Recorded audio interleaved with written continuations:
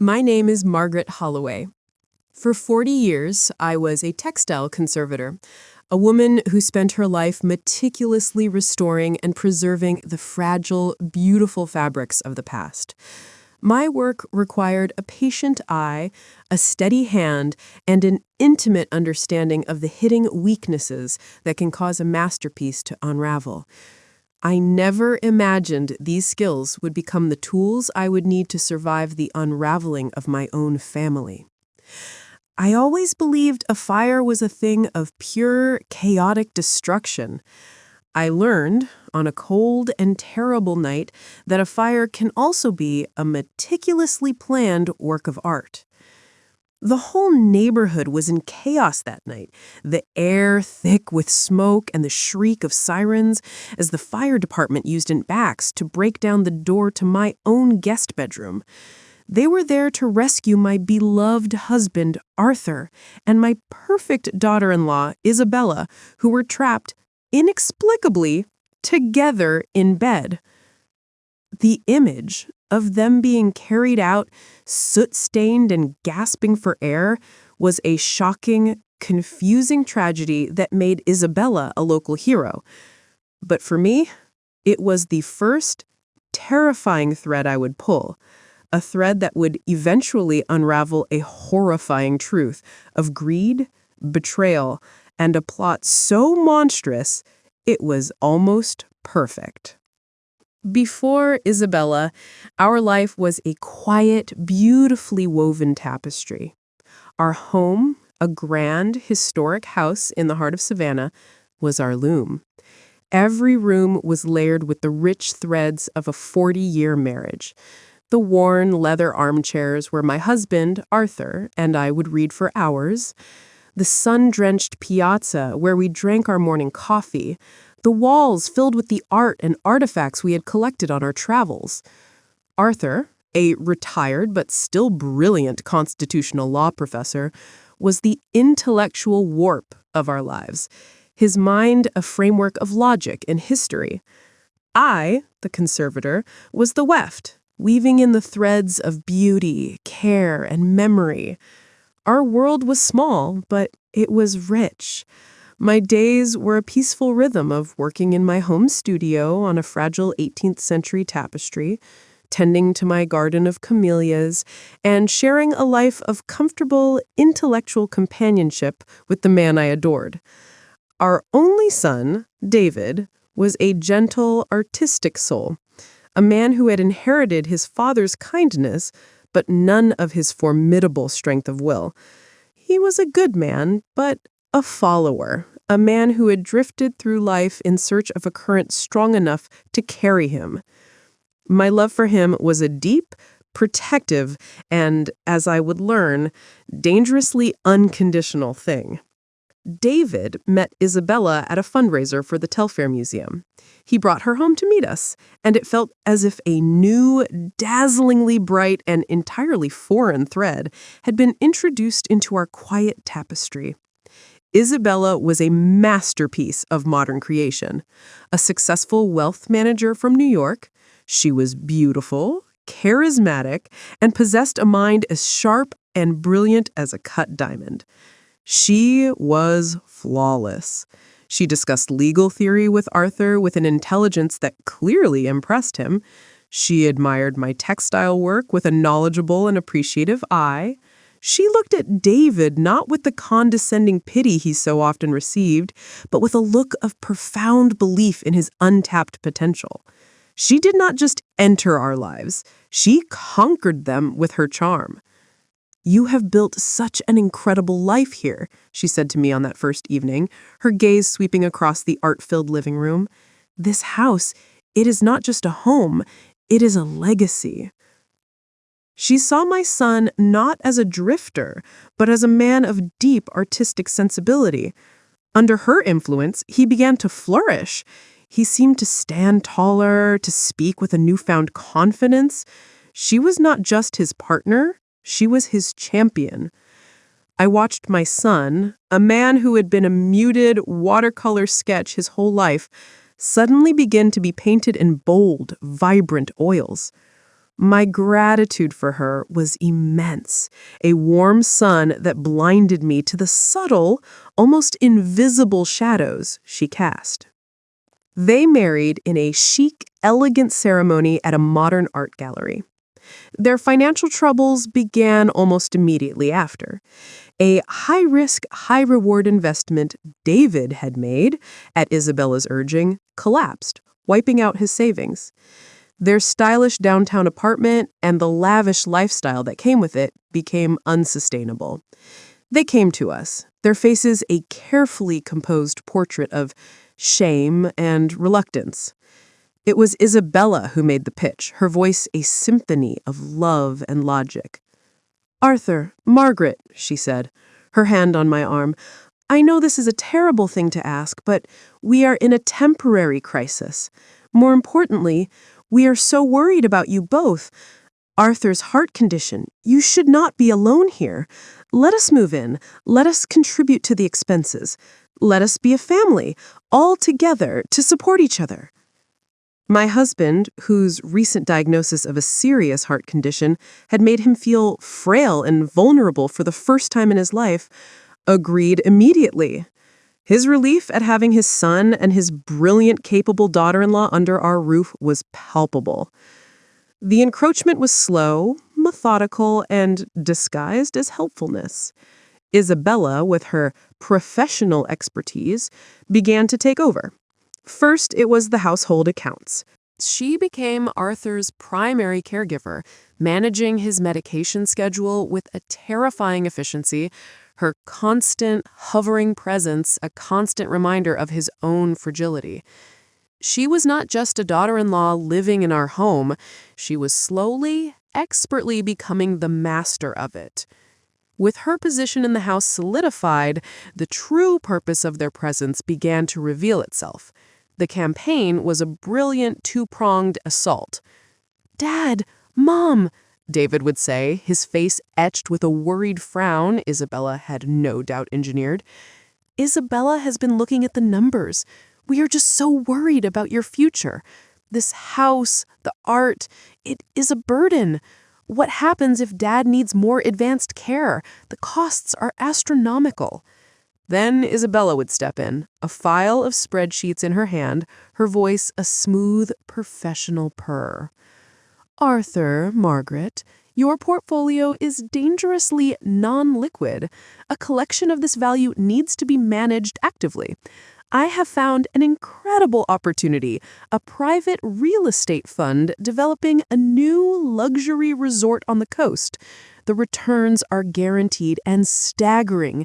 If we were to liquidate the house and some of the collection, we could create an income stream that would secure your medical care and all of our futures for life." Arthur's refusal was immediate and absolute. "This house is not for sale," he said, his voice weak but firm with the authority of a lifetime. "It is our home. It is our history." What followed was a relentless, grinding campaign of emotional warfare. They used love as a weapon. "We are only doing this because we love you," David would plead. They used fear. "What will happen to you if you have a medical emergency and cannot access your cash?" Isabella would ask. They made my husband's proud, principled stand feel like a selfish, irrational act of a stubborn old man who was jeopardizing his own wife's future. Arthur was my only ally, but he was a silent, weakened one. His heart condition was worsening, leaving him tired and often short of breath, but his mind was as sharp as ever. He saw Isabella for what she was. "She is a shark, Margaret," he would whisper to me at night after the others were asleep. "A beautiful, smiling shark. Do not let her have our home." But his weakness was her greatest weapon. She would use his moments of fatigue, his shortness of breath, as evidence of his declining state. She would speak to our friends and neighbors, her voice full of a tragic wifely concern. Arthur is just not himself lately. His memory is getting foggy. He's becoming so paranoid about money. I'm so worried. She was not just fighting him, she was discrediting him, painting him as an unreliable, senile old man whose judgment could no longer be trusted. I felt like I was living in a quiet, slow-motion coup, and my brilliant, strong husband was being deposed before my very eyes. The centerpiece of Isabella's domestic takeover arrived on a flatbed truck one Tuesday. It was an enormous, incredibly ornate 17th century Florentine four-post bed. She had it installed in the downstairs guest room, which she had been redecorating. "Is it not magnificent?" she said, her eyes gleaming. "It was an absolute steal at a private auction. It is an investment piece." The bed was a monstrous, beautiful thing, a fortress of carved, dark wood with a heavy, solid canopy and thick velvet curtains. It was an art of itself, but it felt strangely sinister, a gilded cage in the heart of my home. It became her private sanctuary, the one room she insisted on keeping locked when it was not in use. "The wood is very delicate," she would explain. "The fluctuations in humidity can damage it." It was a strange, obsessive quirk, one I dismissed as the eccentricity of a collector. I had no idea I was looking at a custom-built antique death trap. The night it all happened began with a terror I had been dreading for months. Arthur had a serious medical episode. He collapsed in the hallway, his breathing shallow, his face pale. I called 911, my hands shaking. While we waited for the ambulance, Isabella took charge with a terrifying calm. "He is cold," she said, her voice a sharp, clear command. "We need to get him warm. The guest room. The bed is closer, and the curtains will keep out the drafts." She and David half-carried, half-dragged my husband into the guest room and onto the monstrous Florentine bed. "I will stay with him," she said, climbing onto the bed beside him, pulling the heavy velvet curtains shut. "Keep him warm, monitor his breathing, you go and get his medications ready for the paramedics." It was all so logical, so efficient. I ran to the bathroom to get Arthur's nitroglycerin pills. At the same moment, David's phone rang. "It is the alarm company for my office," he said, his face a mask of panic. "There was a break-in. I have to go." He rushed out of the house. I was alone. I grabbed the pills and turned to go back to the guest room, but the door was now closed and locked from the outside. A small, almost invisible deadbolt I had never noticed before had been thrown. A cold, sick dread washed over me. I rattled the knob. "Isabella, the door is locked!" I shouted. There was no reply. And then I smelled it. A faint, acrid smell. Smoke! It was coming from under the door. Panic, pure and absolute, seized me. I threw myself against the door, screaming their names. But the door was solid oak. It did not budge. The smoke grew thicker, billowing out from under the door, filling the hallway with a choking black haze. I ran to the front porch, my lungs burning, and screamed for help. By the time the fire department arrived, the entire neighborhood was in chaos. The flames were visible through the guest room window. The last thing I remember before my world went dark was the sickening, splintering crash of an axe against the guest room door, the shouts of the firefighters, and the impossible, horrifying image of my husband and my daughter-in-law, a hero and a victim, about to be rescued from the same shared tomb. The chaotic, flashing lights of the emergency vehicles were replaced by the harsh, steady, fluorescent glare of the hospital. The world had been reduced to the size of a small, sterile waiting room. My husband, Arthur, had been admitted for severe smoke inhalation and a cardiac event brought on by the stress. He was alive. That was the only fact that mattered. the single solid rock I clung to in a swirling sea of confusion and terror. Isabella was in the cubicle next to his, being treated for minor burns and smoke inhalation. She had become, in the space of an hour, a local celebrity, a hero. The firefighters who had pulled her from the smoke-filled room spoke of her with a reverent awe. She was shielding him with her own body, one of them told a local news reporter who had arrived on the scene, an act of incredible bravery. My son, David, who had returned to a scene of utter chaos, was a wreck of guilt and gratitude. He clung to Isabella's side, his face a mask of horrified relief and profound admiration. "You saved him," he kept whispering, his voice choked with emotion. "You saved my father." And Isabella, a vision of tragic, soot-stained beauty, played her part to perfection. She was weak, she was coughing, but her focus was entirely on Arthur. "Is he all right?" was the only question she would ask. I just did what anyone would have done. I tried to break through the perfect, heroic narrative. "The door was locked," I said to a police officer taking my statement, my voice trembling with shock. "From the outside, I could not get in." The officer gave me a patient, pitying look. "Ma'am, in a fire of that intensity, doors can warp and jam. It is very common. You are in shock. It is a miracle your daughter-in-law was so clear-headed." My truth, the one hard and impossible fact I knew, was dismissed as the hysterical ramblings of a traumatized old woman. David looked at me with a pained expression. "Mom, please," he murmured. "Let us just be grateful they are alive. Do not look for conspiracies." The gaslighting had begun before the smoke had even cleared, and this time, Isabella had the entire city as her unwitting accomplice. In the days that followed, Isabella was beatified. The story of the Savannah Angel, the brave, beautiful wife who had risked her own life to save her ailing father-in-law, was in all the local papers. Our house was inundated with flowers, cards, and gifts, all addressed to her. She became a symbol of selfless, familial devotion. Arthur remained in the hospital, his recovery slow and complicated by his pre-existing heart condition. Isabella was a constant, saintly presence at his bedside.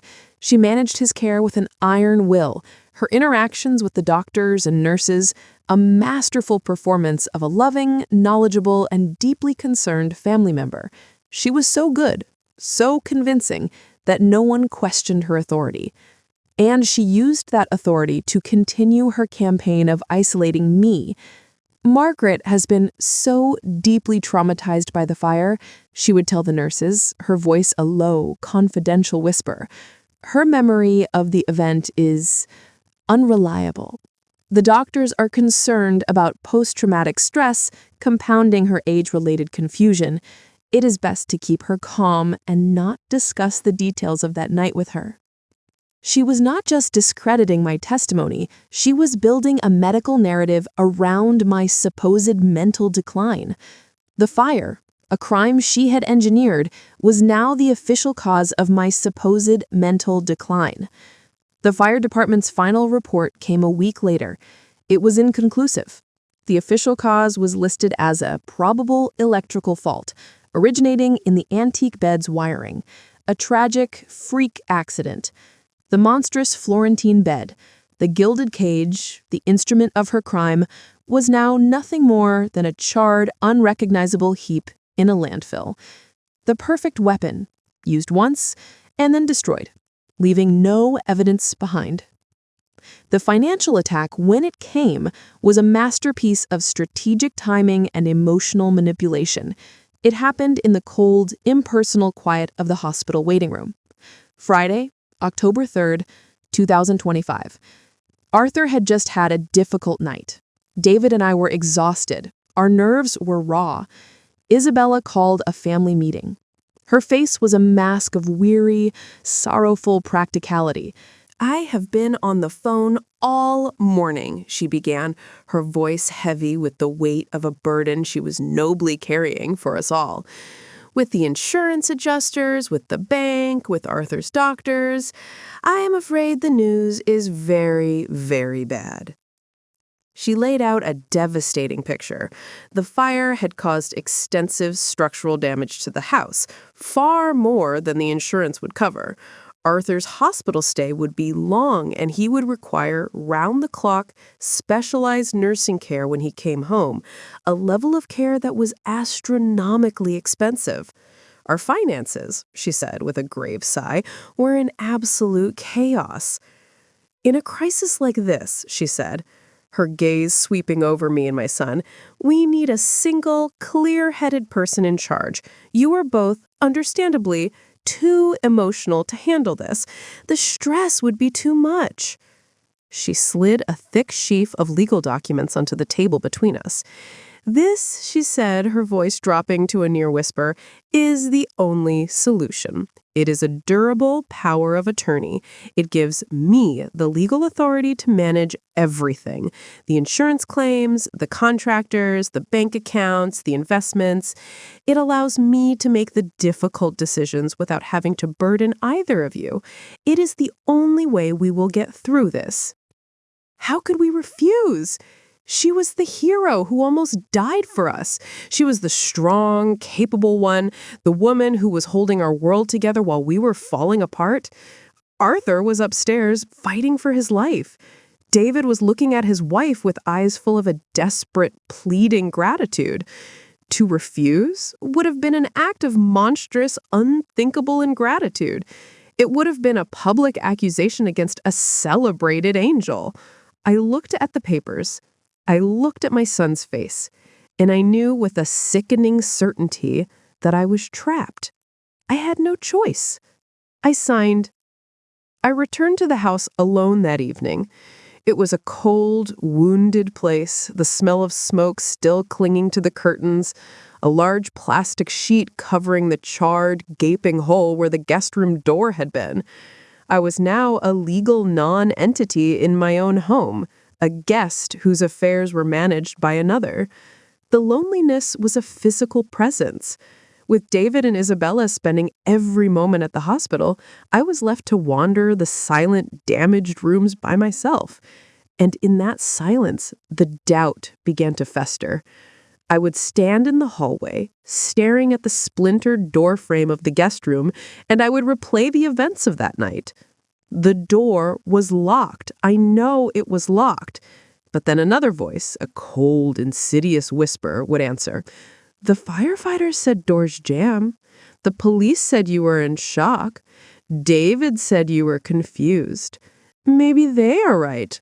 Maybe you are wrong. I had no proof.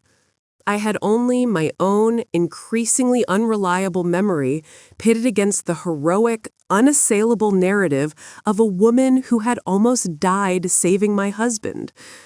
Was it possible that I was so consumed by my initial, irrational dislike of her that I was now seeing conspiracies where there was only a tragic accident? Was my grief over Arthur's illness twisting my mind, turning me into the paranoid, confused old woman she claimed I was?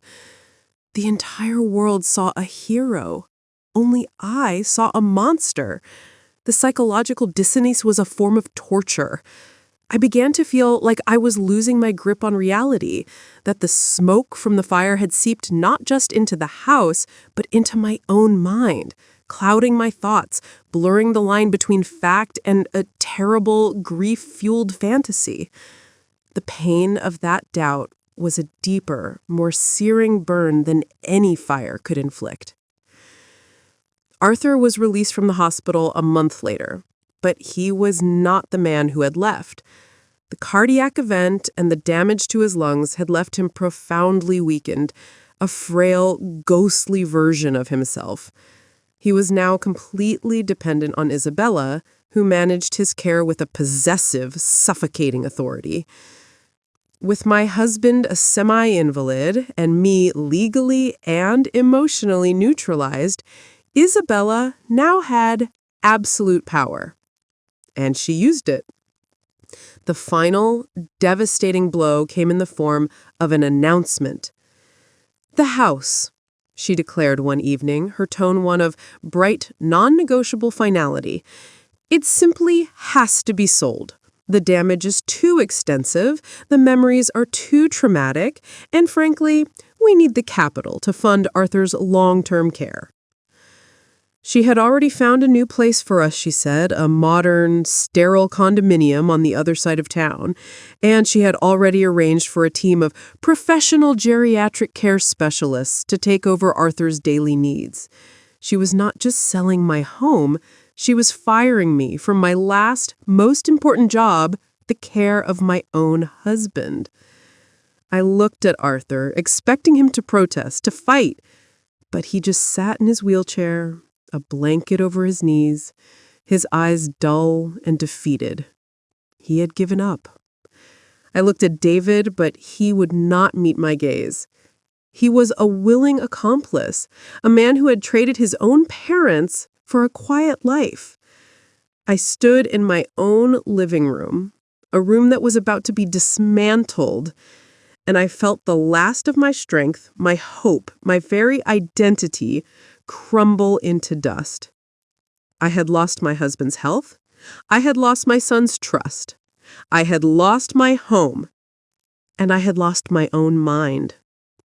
They had won. Their victory was total.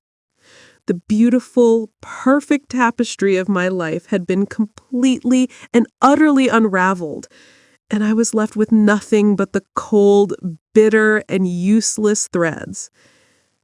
The night of October 3rd, the day I signed away my legal autonomy, was the longest of my life. I sat in the smoke-damaged living room, the air still thick with the ghost of the fire, and I felt the full, crushing weight of my defeat. I was a prisoner in my own home. My husband was a frail invalid upstairs, and my own son was a willing accomplice to our destruction. The world believed Isabella was a hero, an angel of mercy. I was the only one who had seen the flash of her demonic pride. But what good was a truth that no one would believe? My own mind had turned against me, whispering that I was the one who was crazy, paranoid, lost in a fog of grief. Despair was a cold, heavy shroud. The spark that lit the fire of my resistance came from the ashes of the fire itself. The next day, I began the heartbreaking task of sorting through the belongings in the guest room, most of which were heavily damaged by smoke and water from the firefighters' hoses. I found a box of Arthur's old things from his university office, books and papers he had been working on. Most of it was a sodden, ruined mess. But at the bottom of the box, I found a small, heavy object wrapped in a waterproof bag. It was his old digital voice recorder, a device he had used for years to dictate his lecture notes and legal thoughts. A wave of profound, aching grief washed over me. On a desperate, sentimental whim, just to hear the sound of his strong, clear voice one more time, I took it to my room, found its charger, and plugged it in. A small, red light blinked to life. It still worked. I scrolled through the files, my heart aching as I saw the familiar labels. Lecture notes, First Amendment, thoughts on Marbury versus Madison. And then I saw the last file. The date was the night of the fire. The time was just minutes before he had collapsed. My breath caught in my throat. I put in a pair of small earbuds and pressed play. Arthur's voice filled my head. It was weak, raspy, and filled with a terrible, quiet fear. "Margaret," he began, his voice a strained whisper. "If you are hearing this, it means I was not strong enough to tell you myself. Something is wrong. Isabella, she is not who she seems. The pressure to sell the house, it is not about my care. It is a form of aggression. She is a predator, my love. And she has turned our son into her willing accomplice. Tonight, her demeanor changed. She insisted I come to the guest room.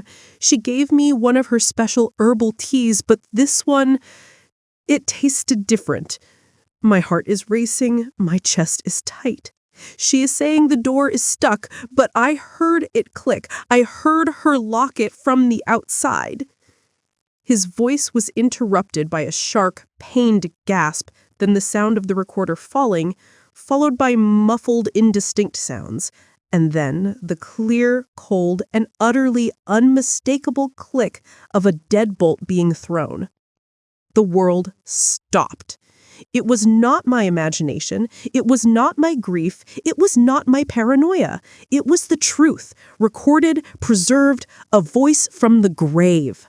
The door was locked. The fire was not an accident. It was an attempted murder, and my husband had known it. The shroud of despair that had been suffocating me was incinerated in a blast of pure, white-hot rage. The textile conservator, the woman who had spent a lifetime patiently mending the delicate threads of the past, was now possessed of a new, terrible purpose: to unravel the lies, expose the crime, and restore the truth, no matter the cost. I knew I could not fight this war alone. Isabella had built a fortress of public goodwill around herself. I needed a weapon, a legal titan who could match her ruthlessness. I thought of Arthur's students, the generations of brilliant legal minds he had shaped. One name came to mind immediately: Jessica Croft. She had been his star pupil. A woman with a mind as sharp as a scalpel and a reputation as the most feared and respected trial lawyer in Savannah. She had always adored Arthur. Getting to her was the next challenge. I was a prisoner, but my new role as the broken, grieving widow gave me a certain freedom. My actions were no longer scrutinized, they were pitied. The next morning, I told Isabella, my voice a weak, tearful whisper, that I needed to go to St. John's Church. I need to pray for Arthur. I need to light a candle. It was an act of piety so steeped in grief and defeat that even Isabella could not refuse it without looking like a monster. She sent me in a taxi, telling the driver to wait for me. I did not go into the church. I walked through its peaceful garden and out a side gate where I got into another taxi and went straight to the downtown law offices of Jessica Croft. I must have been a sight. A sad old woman in a morning dress, clutching a small digital recorder. But when I told the receptionist my name and that it was a matter of life and death concerning the late Professor Arthur Holloway, I was shown into Jessica's office immediately. She was a formidable presence, a woman in her 40s with intelligent, piercing eyes. She listened, her expression shifting from professional sympathy to intense focus, and finally to a look of cold, controlled fury as I played her Arthur's final recording. When it was over, she was silent for a full minute. "That son of a bitch," she finally said, her voice a low, dangerous hum. "She tried to murder the best man I have ever known." She looked at me, and in her eyes, I saw not pity, but a warrior's resolve. "Margaret, you are in a war, but you are not alone anymore. I am your general now, and we are going to burn her kingdom to the ground." On Jessica's stark, clear advice, I returned home and became the most convincing actress in the world. I leaned into the role of the broken, grieving, and utterly defeated woman. My spirit, it seemed, had been crushed by Arthur's death and the subsequent practical decisions that had been made for my own good. I was docile. I was compliant. I agreed to everything. The sale of the house? Whatever you think is best, my dear. The move to the new sterile condominium? It will be a fresh start. The team of professional caregivers she had hired to manage my life? You are so thoughtful to take care of me. My performance was flawless, and it had the desired effect. Isabella and my son, David, were completely fooled. They saw me as a problem that had been solved, a loose end that had been neatly tied. Their vigilance relaxed. Their conversations in front of me, once guarded, became open and careless. They were so confident in their victory, so arrogant in their assessment of my weakness, that they did not see the trap that was slowly, silently being built around them. My feigned submission was the perfect camouflage for my real intent. While I played my part, Jessica's army went to work. She hired a team of discreet private investigators, former FBI agents, who began to dig into every aspect of Isabella's life. They traced the source of her wealth, uncovering a history of failed businesses and staggering debts. They investigated the accidental fire, finding a local arsonist who had been paid a large sum of cash the week before the blaze. My mission was to gather evidence from within the house. Jessica's army provided me with my arsenal.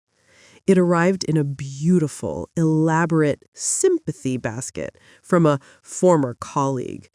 Inside, nestled amongst the cheeses and fruits, were the tools of my new trade. A simple, elegant digital clock for Arthur's sick room, which was now my sitting room, a sleek black phone charger for the living room. Each was a state-of-the-art, voice-activated recording device. Planting them was a nerve-wracking ordeal. The clock was easy. I placed it on the mantelpiece, a perfect central location. "It is so modern," I said to Isabella with a vacant smile, "but it helps me remember to take my heart medication." The charger was even simpler. I just swapped it for the one in the wall outlet next to the sofa where she and David had their most private conversations. My quiet, historic home was now a listening post in a secret war. My nights were now spent in a state of horrified, validating discovery. After the house was quiet, I would retrieve the memory cards and listen. The evidence I gathered was a fire hose of their depravity. I heard Isabella on the phone with the arsonist, arguing about his final payment. "You will get your money when the house sale closes and not a moment sooner," she hissed. "You were sloppy. The old man was supposed to die in that fire." I heard her and David talking. My son's voice was a constant, miserable whine of guilt and fear. "It feels wrong, Bella," he would say. "She is my mother." And I would hear Isabella's smooth, manipulative replies. "It is for the best, my love. We are securing our future. Your parents were old. Their life was over. Ours is just beginning." The most chilling recording, the one that sealed their fate, was a conversation about me. "What do we do with her after the move?" David asked. "We cannot just abandon her." "Of course not, darling," Isabella's voice purred. "We will take care of her. I have been speaking with Arthur's doctors. Given his heart condition, it would not be at all surprising if his widow, in her grief, were to suffer a similar tragic cardiac event herself, especially with the right medication to help her sleep." It was there. A clear, cold, and undeniable plot to murder me, too. I uploaded the final file to Jessica's secure server. The closing on the house was in 3 days. The trap was now complete, baited with their own greed, and documented in their own monstrous words. Jessica's message to me the next day was simple and clear. "We have everything. The DA is on board. Play your part until the end. It is time to bring down the curtain." The morning of the closing was unnaturally bright, the Savannah sun casting long, sharp shadows across the lawn. The house was quiet, a place holding its breath. The packing boxes that had been a symbol of my defeat now felt like props on a stage, waiting for the final dramatic act to begin. I dressed with the slow, deliberate care of a conservator preparing a priceless artifact for exhibition. I chose a simple, elegant gray suit, the armor of my old professional life.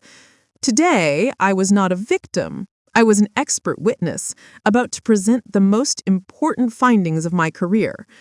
The car ride to the downtown law office was a masterclass in psychological tension. I sat in the back with David, who was a nervous, fidgeting wreck, his face pale with guilt he could not entirely conceal. In the front, Isabella was a vision of triumphant, radiant calm. She was on the verge of her greatest acquisition, and she was glowing with the thrill of it. "Are you ready for your new simpler life, Margaret?" she asked, her eyes meeting mine in the rearview mirror, her smile a flash of brilliant, predatory condescension. I am looking forward to the peace and quiet more than you can imagine, my dear, I replied, my voice serene. She heard a surrender. She had no idea she was hearing a threat. My son, lost in his own miserable conflict, heard nothing at all. They were so consumed by their own narratives, they were completely deaf to the sound of the trap about to spring shut. I played my final role, the frail, compliant, and slightly confused widow, to perfection. I would ask Mr. Jennings to repeat his explanations, my brow furrowed in a mask of gentle befuddlement. Isabella, sitting beside me, was the picture of patient, loving guidance. She would lean over, her expensive perfume a cloying, suffocating scent, and point to the signature lines. "It is all right, Margaret," she would whisper soothingly, her voice a performance for the benefit of the lawyers. "It is just a standard clause. David and I have read everything. You can trust us." David sat opposite us, his eyes fixed on the polished surface of the table, a man studying the geography of his own damnation. He was a ghost at his own feast, his appetite for the rewards completely consumed by the cost to his soul. Finally, after what felt like an eternity of this torturous theater, Mr. Jennings slid the last, most important document across the table. It was the final deed transfer. "If you will just sign here, Mrs. Holloway," he said with a professional smile, "the transaction will be complete and the funds will be wired." This was the moment. I picked up the pen. I uncapped it. I held it over the signature line, so close the nib almost kissed the paper. I saw the triumphant, greedy gleam in Isabella's eyes. And then, with a slow, deliberate movement, I set the pen down. "I am afraid I cannot sign this," I said. My voice was not the frail whisper they were used to. It was clear, calm, and resonant, the voice of a woman accustomed to being heard. The atmosphere in the room changed in an instant. "Mom?" David stammered, his face flushing with panic. "What is wrong? Just sign it, please." "Margaret," Isabella said, her voice a tight, strained wire, the first crack in her perfect facade. "Do not do this. Do not be difficult. Not now." "Oh, I have no intention of being difficult," I said, turning my full, undivided attention to her. "I simply have a few questions about the fire." The word hung in the sterile air of the room like a particle of soot. Isabella froze, her face a mask of sudden, cold stillness. "Specifically," I continued, my voice as precise and as methodical as if I were describing the thread count of an antique tapestry, "I would like to talk about the payment of $50,000 you made in cash to a Mr. Frank Henderson, a known and convicted arsonist, the week before the accidental electrical fault in the guest room." "This is absurd," she hissed, her eyes darting around the room, looking for an escape. "You are a delusional old woman." "Am I?" I asked.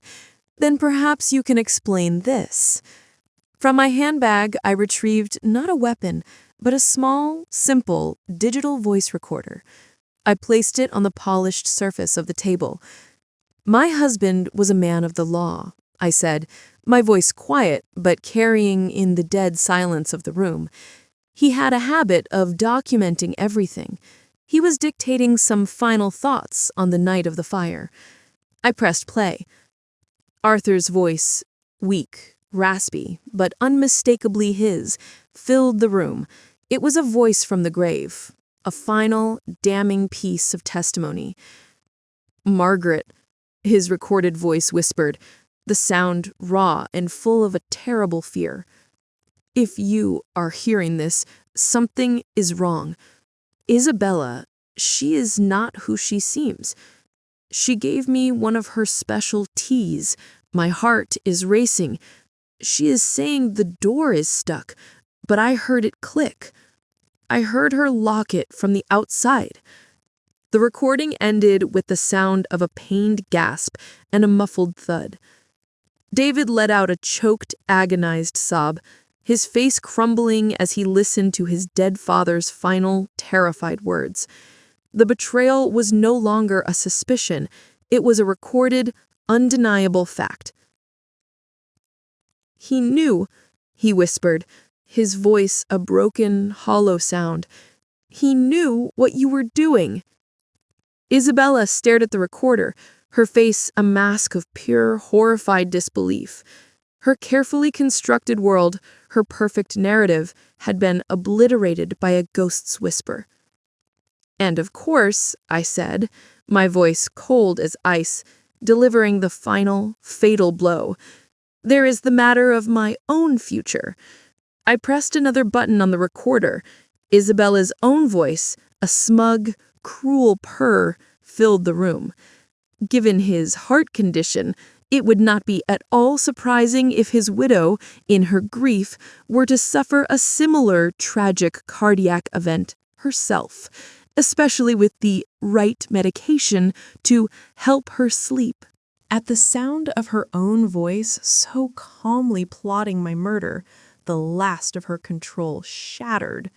But before she could scream, before she could lunge, before she could utter a single desperate lie, the conference room door opened.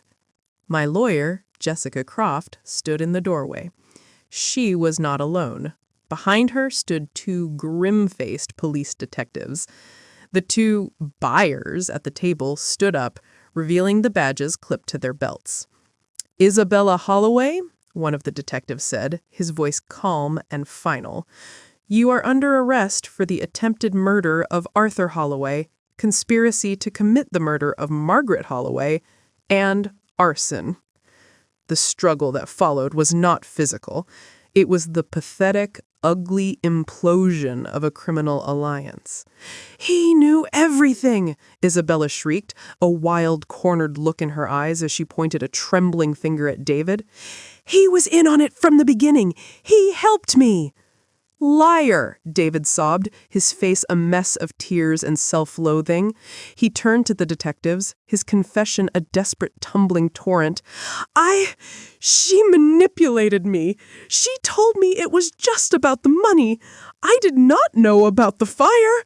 I did not know she was trying to kill him. I swear I did not know." Their ugly, desperate chorus of mutual blame was still echoing in the room as the detectives cuffed them and led them away, their beautiful, perfect partnership dissolving into a pathetic spectacle of mutual betrayal. Jessica Croft walked over to me. She picked up the unsigned deed from the table, tore it cleanly in half, and placed the pieces in front of me. "I believe this closing is concluded, Margaret," she said with a small, respectful smile. I looked at the torn paper, a symbol of my victory. I had not just preserved a piece of the past, I had reclaimed the future, and I had done it with the help of the man I loved, his final, brilliant act of love, a testimony that could not be silenced. The chaos of the conference room subsided, replaced by the cold, efficient machinery of the law. As Isabella and my son David were led away in handcuffs, their final, ugly accusations still hanging in the air like poison, a profound and heavy silence descended. The room was a tableau of their ruin. The torn, unsigned documents, the overturned chair, the small digital recorder sitting on the table like a silent, victorious judge. My lawyer, Jessica Croft, was a bastion of calm in the storm, managing the police, the stunned closing attorneys, and the unfolding legal tempest. The ride home with her was a silent one. I looked out the window at the familiar, beautiful streets of Savannah, but I did not see them. I saw only the wreckage of my family. When I stepped back into my house, it was no longer a prison. The threat was gone. But it was not yet a home again. It was a museum of a crime, a place haunted by the ghosts of what had happened within its walls. The quiet was absolute, a deafening void where the toxic tension used to be. For the first time in months, I was safe, and I had never felt more alone. The story of the Holloway fire conspiracy, as the newspapers dubbed it, became the biggest scandal in the city's recent history. The tale of the heroic daughter-in-law, who was revealed to be a murderous arsonist, was a lurid, captivating drama. My phone rang incessantly with calls from shocked friends and neighbors, their voices a chorus of apology for their disbelief, for their pity, for being so completely fooled. I was gracious, but distant. I had no energy for their guilt. I was consumed by my own quiet, complicated grief. The legal process was a slow, grinding machine, but its conclusion was as inevitable as it was just. The case against Isabella and David was an ironclad fortress of evidence. The centerpiece of the trial, the moment that silenced the entire courtroom, was the playing of Arthur's last recording. My husband's voice, weak, rasping, but clear and full of a terrible certainty, filled the room. A voice from the grave, testifying against his own would-be murderer. It was a devastating, heartbreaking, and unimpeachable piece of evidence. My own secret recordings provided the narrative, the cold, clinical proof of their conspiracy in their own words. The arsonist, Frank Henderson, facing a life sentence, turned state evidence, providing a full, detailed confession of Isabel's plot. The verdicts were a formality. David, completely broken, pleaded guilty to all charges against him. His trial a short, sad affair in which he offered no defense, only a tearful public confession of his weakness and his shame. For his cooperation and his clear role as a manipulated accomplice, he was convicted of conspiracy to commit fraud and accessory to arson and was sentenced to 5 years in a minimum security prison. Isabella's trial was a spectacle. She was a creature of pure, unrepentant narcissism. Her defense a delusional attempt to paint herself as the victim of a family conspiracy. But the jury saw her for what she was. She was convicted on all counts: the attempted murder of Arthur Holloway, conspiracy to commit the murder of Margaret Holloway, arson, and a litany of fraud charges. The judge, calling her a creature of profound and unnatural greed, sentenced her to life in prison without the possibility of parole. Justice had been served. It was not a moment of triumph. It was a moment of profound, tragic, and necessary consequence. My relationship with my son was the great unresolved casualty of the war. It was a priceless tapestry that had been deliberately, violently torn. For the first year of his sentence, I did not visit him. The wound was too raw, the betrayal too deep. We communicated only through letters. His first letters were filled with a raw, desperate self-pity. But as the months wore on, stripped of Isabella's toxic influence and forced to confront the wreckage of his life in the harsh silence of a prison cell, the tone began to change.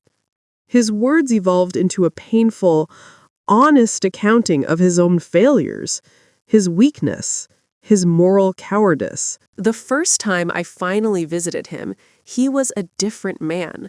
The soft, boyish charm was gone, replaced by a quiet, haunted humility. "Mom," he said, his voice quiet across the visitor's table, "there are no words to fix what I did. I know that. I do not expect you to forgive me. I need to understand how I could have let it happen." I looked at my son, the child I had raised, the man who had hurt me so deeply, and I saw not a monster, but a broken man trying to find his way back to himself. "The threads of trust were severed, David," I told him, my voice quiet but firm, using the language of my own craft. "You cannot just tie them back together. The knot will always be there. A proper restoration, a true mending, takes time, patience, and an honest accounting of every single broken thread. It is a slow and difficult work. and it is work that you have to do. It was not forgiveness, but it was, for the first time, a pattern for a new beginning. In the years that followed, I began the slow, quiet work of my own restoration. My first act was to reclaim my home. I did not sell it. I would not let Isabella's evil be the final chapter in its long story. I hired contractors, and I painstakingly restored the fire-damaged sections myself. The scent of smoke was replaced by the smell of fresh paint and lemon oil. The house, like me, was a survivor, and I was determined to honor its resilience. I found a new purpose. My work as a conservator had always been a quiet, solitary pursuit. Now I used my knowledge for a new, more public cause. I worked with Jessica Croft to establish a small foundation in Arthur's name at the local law school, the Arthur Holloway Project for Legal Ethics. It funded a fellowship for students dedicated to studying and combating complex financial fraud. My own passion also took a new direction. I had spent my life preserving the great formal tapestries of Europe. Now I found a new love for the vibrant, authentic, and deeply personal textiles of the ethnic minority groups of the Vietnamese Central Highlands. I was captivated by their intricate, honest craftsmanship, by the stories of community and tradition woven into every thread. My home, once a museum of a formal past, was now a living gallery of a more global, more grounded, and more authentic beauty. Today is October 3rd. It is the anniversary of the day I signed the power of attorney, the day I legally surrendered my life to a lie, and in doing so, took the first secret step toward my own liberation. I am sitting on my piazza, a cup of tea in my hand. The Savannah air is soft and warm, and the garden Arthur loved is in full, glorious bloom. David was released from prison last year. He lives in a small apartment downtown and works a humble, honest job. He is rebuilding his life piece by piece. He comes for dinner every Sunday. Our relationship is a quiet, careful thing, a delicate restoration in progress. The damage is still visible if you look closely, but it is healing. I often think about my life's work, about the art of conservation. I spent 40 years preserving fragile, beautiful things. I learned, in the most painful way imaginable, that a family and love itself is the most fragile and precious tapestry of all. It is not enough to admire it. It requires constant, vigilant care. It requires an honest eye to spot the first signs of decay, the first frayed threads of deceit. And it requires the courage to undertake the painful, difficult, and sometimes brutal work of restoration when it is damaged. Arthur's final gift to me was not just the evidence that saved my life, it was a lesson. He showed me that the ultimate act of preservation is not to hide from the truth, but to document it, to preserve it, and to have the strength to bring it into the light. My beautiful, perfect tapestry of a life was torn apart, but I have learned that with patience, with truth, and with a new, more conditional kind of love, even the most damaged of fabrics can be mended and made into something new, something different, and, in its own scarred way, something even stronger.